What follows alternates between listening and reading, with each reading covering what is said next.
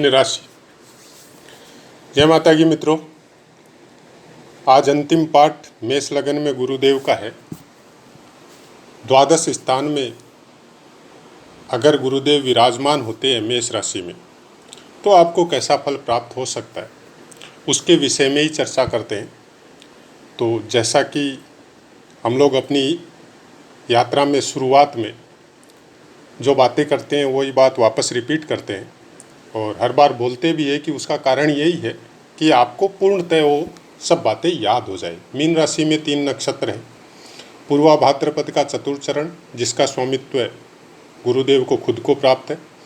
उसके बाद में उत्तरा भाद्रपद का चारों चरण जिनका स्वामित्व शनिदेव को प्राप्त है और रेवती नक्षत्र के चारों चरण जिनका स्वामित्व बुध देव को प्राप्त है। अंश बल में समराशि है तो 6 अंश तक, प्रथम 6 अंश तक मृतावस्था में रहेंगे चाहे कोई भी ग्रह हो, 12 अंश तक वृद्धावस्था में, 18 अंश तक युवावस्था में, 24 अंश तक कुमारावस्था में, 30 अंश तक बाल्यावस्था में।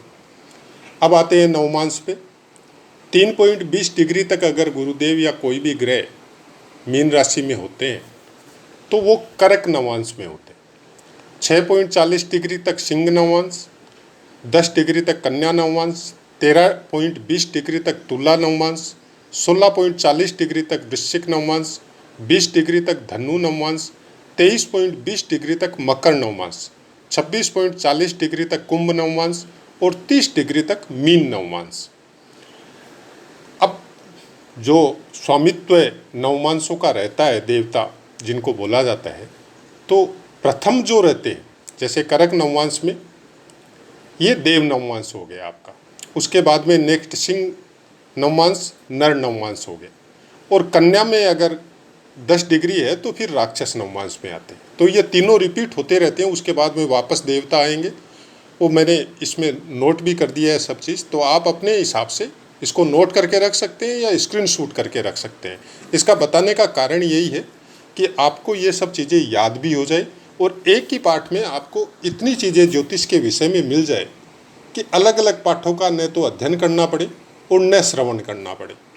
अब बात करते हैं गुरुदेव अगर मीन राशि में रहते हैं मेष लगन में तो आपको कैसा फल प्राप्त हो सकता है। तो पहले तो ये देखिए कि गुरुदेव आपके 4 स्थानों के कारक हैं, दूसरे, 5वें, 9वें और 11वें, चाहे आपका लगन कोई भी हो। इन 4 स्थानों का कारकत्व गुरुदेव के पास है और गुरुदेव अगर आपके 6 में, 8 में या 12वें स्थान में जब विराजमान होते हैं तो ऐसे स्थानों में बैठने की वजह से इन कारक जो इनका भाव है या कारकत्व जो है उसकी हानि होती है। क्या चीज़ की हानि होगी? धन, ज्ञान और आपकी विद्या, जिसको ज्ञान बोल सकते हैं आप, भाग्य। इन सब चीज़ों में कोई न कोई प्रॉब्लम इन स्थानों में बैठने की वजह से गुरुदेव का प्राप्त होगा। ये सब बातें जो हमने अभी बताई ये सब पुस्तकों में देखने को या पढ़ने को मिलेगी या चैनलों में भी सुनने को मिलेगी, लेकिन हकीकत में क्या ऐसा ही होता है वो आपको अभ्यास से पता चलेगा। हमारे अनुसार अगर हमसे पूछा जाए तो हकीकत में ऐसा कुछ नहीं होता है, क्योंकि 4 स्थानों के कारकत्व अगर गुरुदेव के पास है, क्योंकि गुरुदेव को सबसे ज़्यादा अच्छे कारकत्व प्राप्त है किसी की भी कुंडली में। अगर उनको ही दोष लग गए, अगर वो ही अपने कारक फलों को जातक को नहीं देंगे तो फिर वो तो कुछ करने लायक रहा ही नहीं, क्योंकि 4 स्थानों का कारकत्व इनके पास है, 3 शुभ दृष्टियां इनके पास है। तो ये तो फिर प्रॉब्लम वाली बात हो गई, फिर जातक का जीना ही मुश्किल हो जाएगा। तो ऐसा कुछ नहीं होता है, क्योंकि नवमांश और नक्षत्र का अपना एक अलग इफेक्ट होता है। उसके बाद में जातक की कुंडली में आपका लग्न का कितने अंशों पे है लग्न और आपके ग्रह कितने अंशों पे है। आपका कोई भी ग्रह कौन से नवमांश में है, देव नवमांश में है, नर नवमांश में है या राक्षस नवमांश में है, ये सब का बहुत बड़ा इफेक्ट होता है इंसान के जीवन में और ग्रहों के फलों को देखने में, जिसके लिए स्पेशली एक पार्ट मैंने दिया भी है कि देव नवमांश, राक्षस नवमांश और नर नवमांश का क्या महत्व है हम लोगों को जब हम लोग किसी की भी कुंडली का प्रेडिक्ट करते हैं उसके बारे में। गुरुदेव अगर मीन राशि पे बैठते हैं यहाँ पे मेष लगन वालों के लिए, तो जातक 100% यात्री होता है। कौन सी यात्रा? बहुत लंबी लंबी यात्रा। किसके लिए? घूमने के लिए, देव स्थानों में जाने के लिए, बड़े बड़े संतों से या महात्मा से या भगवान से संबंधित या अपने ज्ञान से संबंधित वो सब यात्रा के लिए। अगर डीपली प्रिडिक्ट करें कौन सी यात्रा, तो शुरू से लेके अंत वाली यात्रा, भोग से लेके मोक्ष वाली यात्रा। ऐसा इंसान पर्टिकुलर एक कन्फर्म यात्री होता है। सॉरी।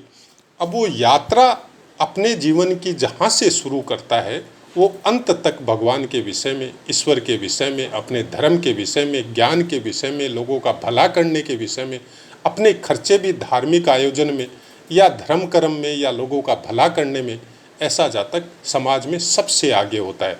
और बहुत जगह तो ऐसा भी देखा गया है कि आदमी के पास कुछ नहीं होते हुए भी, अपने घर में तकलीफ हो सकती है फिर भी दूसरों को भला करने में आगे रहता है, चाहे कर्जा करके करे। तो ऐसा इंसान समाज के लिए आप ये समझ लो कि वो अपना जीवन पूर्णतः समाज के उद्धार के लिए, जीवों का भला करने के लिए, उसी में वो आदमी अपना जीवन बिताता है, भाग्यशाली होता है। क्योंकि नवम स्थान का भी स्वामित्व मेष लगन में गुरुदेव को प्राप्त है। तो ऐसा इंसान भाग्यशाली होता है। पैसा कहाँ से आता है उसको भी पता नहीं है, लेकिन उसके पास फिक्स एसेट्स भी होती है, उसके पास संपत्ति भी होती है, उसके पास ज़मीन जायदाद भी होती है, और वो आदमी खर्चा भी करते रहता है। यहाँ से ये पंचम स्थान में चतुर्थ स्थान को देखने की वजह से, जो कि इनकी खुद की उच्च राशि है, वहाँ पे संपत्ति हो, जमीन जायदाद हो, परिवार बड़ा हो, या ऐश के भोगने के साधन बहुत ज़्यादा हो, लेकिन इनका भोग वो उस तरह से नहीं करेगा जैसा आम आदमी करता है। वो उनके द्वारा भी लोगों का भला करने का कोशिश करेगा। यहाँ से सिक्स स्थान को देखेंगे, छठे स्थान को देखेंगे, कर्जा इनका हो सकता है, लेकिन अपने फायदे के लिए, अपने भोगों के लिए ये कर्जे नहीं लेंगे, दूसरों का भला करने के लिए लेंगे। जैसे सपोज ऐसा कोई इंसान है, मेरे को कोई तकलीफ आ गई, घर में कोई शादी का या कोई चीज़ का आयोजन है, मैंने इनसे हेल्प खोज ली और इनके पास नहीं है, फिर भी ये दूसरे से कर्जा लेके ये मेरे को हेल्प करेंगे। ऐसा होता है इस तरह का इंसान। मैं 12वें स्थान में अगर गुरुदेव मीन राशि पे है, खासकर मेष लगन वालों के लिए मैं इसको बहुत अच्छा मानता हूँ। कारण क्या है कि आप संपत्ति जोड़ के, बैंक बैलेंस बना के आप एक अलग स्टेटस तो बना सकते हैं, लेकिन उस यात्रा पे, जो जीवन की हम लोगों की यात्रा है, उस यात्रा पे जाने के बाद में पीछे से जो बातें होती हैं या जो बोला जाता है, या आदमी भी जाते समय पूर्ण संतुष्ट होता है कि मैंने इस जीवन में आके कोई गलत कर्म नहीं किए, जहाँ तक हो सका है भगवान ने जो भी शिक्षा दी है, जो भी मेरा व्यवहार या आचार विचार जैसा ईश्वर ने मेरे को प्रदान किया है, मैंने उसी अनुसार जीवों का और इस पृथ्वी पे अपनी ड्यूटी पूरी करने में कोई भी गलत काम नहीं किए, सबका अच्छा किया है। तो ऐसा इंसान लास्ट समय में बड़ा संतुष्ट होके और बड़े ही अच्छे विचारों के साथ अपनी आगे की यात्रा शुरू करता है। उसके बाद में ये यहाँ से अष्टम स्थान को देखेंगे, तो अष्टम स्थान को देखने की वजह से जैसे जैसे इनकी यात्राएं आगे बढ़ेगी, लोगों का सत्कर्म आगे बढ़ेगा, लोगों का अच्छा करने का काम आगे बढ़ेगा, वैसे वैसे शुभ शक्तियाँ जो विचरण करती है आपके, कि जिसको आप ये बोल सकते हो कि एक रे है, जो भी मंत्र जाप हो, तंत्र हो, ज्योतिष हो, ज्ञान हो, वेद हो, पुराण हो, ये सब चीज़ों का जो, जिनको शक्ति रूप में बोला जाता है, चाहे आप भगवान मान के बोल लो, उनकी अपनी एक रे है। वो एक ऊर्जा जो इस संसार में, इस ब्रह्मांड में विचरण करते रहती है, वो ऊर्जा इनके भले कर्मों की वजह से, इनके सत्कर्मों की वजह से इनके साथ जुड़ते जाएगी। और वो कोई एक जन्म का बात नहीं है, कई जन्मों से इनके साथ जुड़ते रहती है और आगे भी जुड़ते रहेगी। हो सकता है इसी जन्म में उस ऊर्जा के द्वारा ये साक्षात भगवान में विलीन हो जाए, अपनी भक्ति और अपनी शक्ति के द्वारा बहुत ऊपर तक, जिस चीज़ का हम लोग सोच भी नहीं सकते, वहाँ तक पहुँच जाए। तो गुरुदेव अगर द्वादश स्थान में है, ये तो चलो मेष लगन है, मीन राशि है, अगर और भी कोई लग्नों में किसी के गुरुदेव अगर द्वादश स्थान में है तो हम इसको बहुत अच्छा मानते हैं। क्योंकि लोग बोलते हैं मोक्ष के लिए केतु को देखो, मोक्ष के लिए उसको देखो, लेकिन मोक्ष प्राप्ति के साधन आपके क्या होंगे वो आपको देखना जरूरी है। मोक्ष एक शब्द है, इसका अगर रूपांतर करने जाए तो उसके अंदर वेद, अध्यात्म, ज्योतिष, जितनी भी चीज़ें हैं सब उसके अंदर समाहित हो सकती है। केवल शब्दों की व्याख्या आदमी अपने प्रकृति के हिसाब से, अपने ज्ञान के अनुसार अलग अलग करता है। मोक्ष सुनने में बहुत अच्छा लगता है, लेकिन मोक्ष होता क्या है? किसी ने देखा है? ना हमने देखा है, ना आपने देखा है। एक अलग से व्याख्या किसी ने कर दी, हम लोगों को उसके शब्दों का चुनाव बहुत अच्छा लगा, हम लोग उसको मानने लग गए। फिर एक अलग विद्वान आए, उन्होंने एक अलग व्याख्या की और हम लोग फिर उसकी बातें मानने लग गए।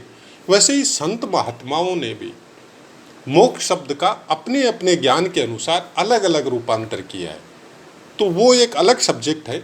लेकिन अगर द्वादश स्थान में गुरुदेव है तो ऐसे इंसान अपने देश के लिए, अपने समाज के लिए, अपने परिवार के लिए, मतलब आप ये समझो कि बहुत ही सत्कर्म उस परिवार ने, उस समाज ने किए होंगे, तब ऐसा इंसान उनको प्राप्त हुआ होगा। इसी में अगर नवमांस की बात करें यहाँ पे, कि अगर अपने मित्र नवमांस में हो, अपने खुद के नवमांस में हो, अपने उच्च नवमांस में हो, तो फिर और ही ज़्यादा मात्रा में इन फलों की प्राप्ति बहुत ज़्यादा मात्रा में होगी। कि ऐसा एक राजा था जो समाज का भला करने के लिए अपने राज्य कोष को ही लुटा दिया उसने, तो ऐसा कुछ ज़्यादा अगर बल प्राप्त हो गया इनका, तो इनके साथ ऐसा कुछ भी ज़्यादा हो सकता है। उसके बाद में कारक भावों के विषय में अगर बात करें तो व्यय स्थान का स्वामित्व लेके व्यय में ही होने की वजह से धन की मात्रा इनके पास आवागमन चलता रहेगा, रुकेगा नहीं। धन कभी नहीं रुकेगा, क्योंकि धन आएगा तभी खर्चा होगा।